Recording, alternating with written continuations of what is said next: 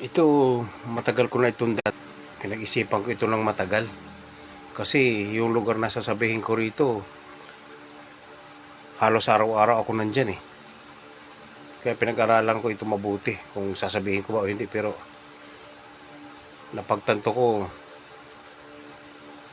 ihayag ko na to. Para hindi ko na ito dala-dala araw-araw sa aking isip. Matagal na ipinakita sa akin to ng Diyos eh. Ng Diyos Ama actually. Ng Diyos Ama. Doon sa may UP professor, doon sa may aking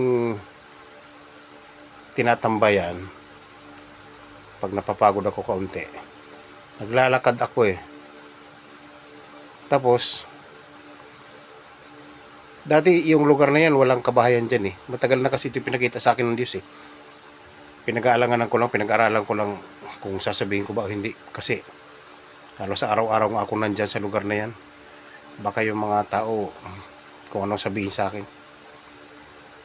Pero, araw-araw ko kasi ito nasa isip ko eh. Gusto kong bitawan na sa aking isip. Yung lugar na yun dati, wala pang kabahayan dyan. Kawayanan yun eh. Tapos nung naglalakad ako, pasulong papunta rito sa lugar namin. Bumaba yung napakalaking kamay ng Diyos. Ng Diyos Ama ito sinasabi ko. Napakalaking kamay. Yung unang bumaba yung kanan niya. Mula sa langit talaga dahil tinignan ko hanggang langit eh. Nandun sa may kalsada na yun, yung kamay na yun. Tapos, tumigil ako sa paglalakad ko eh. Tumingin ako doon sa may kawayanan na yun. Pero ngayon kabahayan na kasi. Kumbaga walang kinalaman yung nakatira dyan o yung bahay na nandyan na nakatira ngayon. Walang kinalaman to sa pagpapakita sa akin ng Diyos. Ito kumbaga noon pa, kawayan na kasi yan. Kaya bakantiyan, nung araw bakantiyan dyan. Tapos nung tumigil ako sa paglalakad ko, nakita ko doon sa may kawayan na yun, may mga tao na nakaupo. May hawak na Biblia.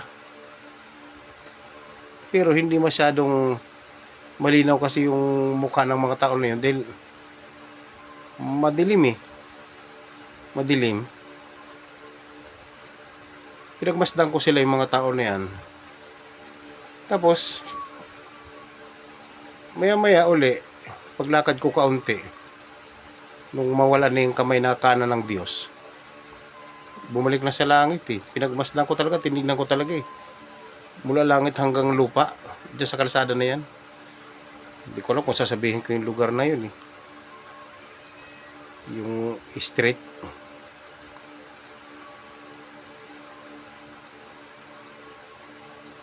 Sabihin ko na rin siguro. Para kompleto.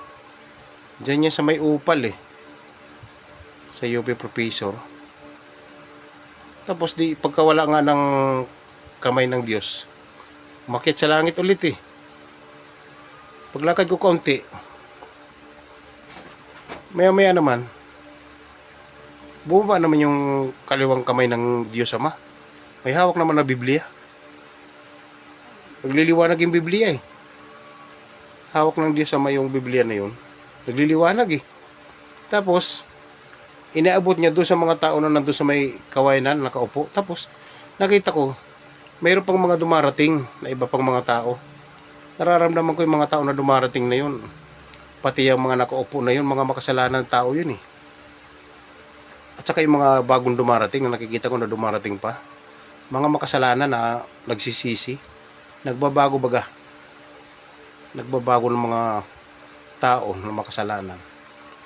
Hindi ko makilala ang kanilang mga mukha, yung mga tao na yun na makasalanan, na gusto magbago. Kasi madilim. Pero, yung hawak nilang Biblia, yung mga hawak nilang Biblia, yan ang maliwanag. Nagliliwanag yun. Matagal ko nang dala-dala to eh. Pinag-aralan ko to ng gusto kasi nag-aalangan nga ako dahil halos araw-araw ako nandyan sa UP Professor. Pero ito yung totoo. Ito ang katotohanan. Walang kasinungalingan dito. Mayroon pa nga eh. Isasama ko na rin siguro dito. Yung dyan sa may Casanova, pagsasamahin ko na. Ito yung kabuuhan sa sinabi ko sa una na nagpakita ang Diyos Ama sa akin dito na sa pamamagitan ng apoy siya dito sa aking bintana sa bahay ko. Ito yung kadugtong doon sa pagpapakita. Pero magkakaibang araw ito. Hindi ito isang araw. Magkakaibang araw ito. Tapos, doon sa may Casanova naman, ang parabola naman ng Diyos sa akin noon, inimbitahan ako dito sa bahay ko. Kami mag-asawa, inimbitahan kami ng dalawang babae. Hindi lang malinaw sa akin kung sino yon. Taga St. Dominic naman yun, yung dalawang babae na medyo matanda na.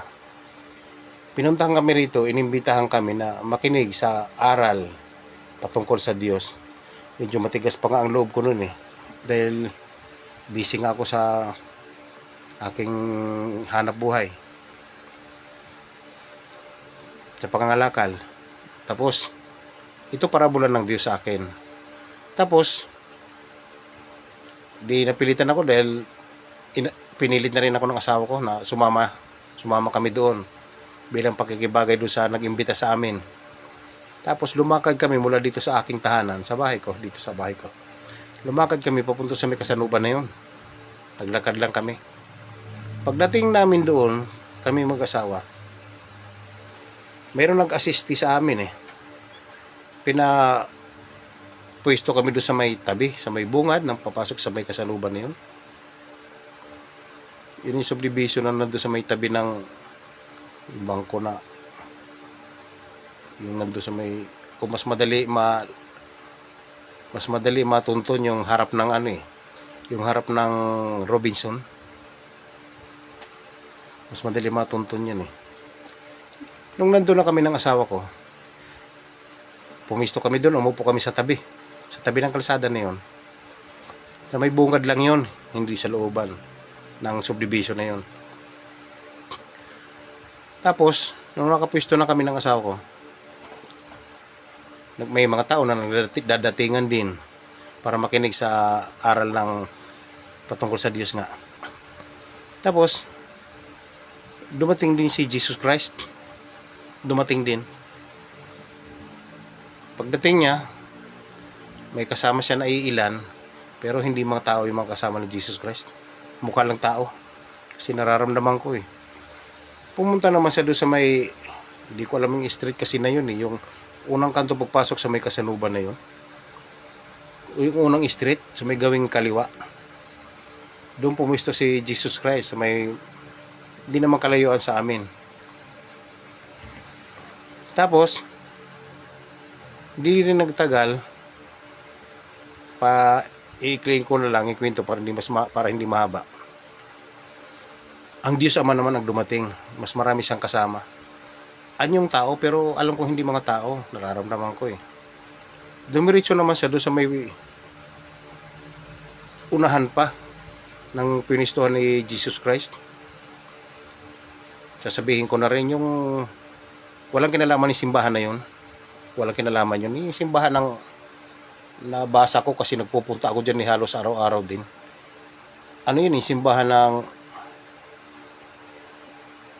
ano ba yung simbahan ng pangalan nito? Basta yung simbahan ng ano? Aglipay ba yun? Basta parang ganun yung simbahan na yun eh. Yung simbahan na yun nandun sa dulo. Doon ang Diyos Ama pumisto. Tapos nagsasalita ang Diyos Ama, nangangaral. Matagal din kami nakinig sa salita ng Diyos Ama. Marami rin mga tao na nagpunta ron eh. Hindi lang kami mag-asawa. Tapos matapos ang pangangaral ng Diyos Ama, dumating naman itong mga, pero hindi ko na sasabihin yung relihiyon na yan. Kasi ano yan eh, iba yun eh. Hindi mabuting relihiyon yan eh. Dumating sila, yung mga miyembro ng relihiyon na yan. Pero isa yan sa pinakamalaking relihiyon dito sa Pilipinas. Dumating sila. Magaganda yung mga suot nila. Nung matapos mangaral ng Diyos Ama, ginulo kaming mga nakinig sa pangangaral ng Diyos Ama. Ginugulo kami nila. Dumagdag pa yung dumating yung mga demonyo eh. Sinuportahan yung mga membro ng malaking relihiyon na yun. Sinuportahan, ginulo kami. Pero nung ginugulo kaming mga nakinig sa aral ng Diyos Ama, di nagkakagulo ako kasi pumapalag din ako eh. Dumating naman si Jesus Christ, pinuntahan kami doon. Hindi naman sila nanalo kay Jesus Christ. Hanggat sa nakaalis kami, mga nakinig. Pero yung mga alagad ng relihiyon na yan, yung malaking relihiyon na yan, nandun pa rin. Silang huling umalis. Kasama nila yung mga demonyo ni Satanas. Ito, totoo to. Ito yung mga nakikita ko kasi sa aking mga pangitain eh. Pero wala ko sinabi rito ng yung relihiyon na malaki. Hindi ko naman sinabi kung ano yun. Basta sinabi ko lang, membro.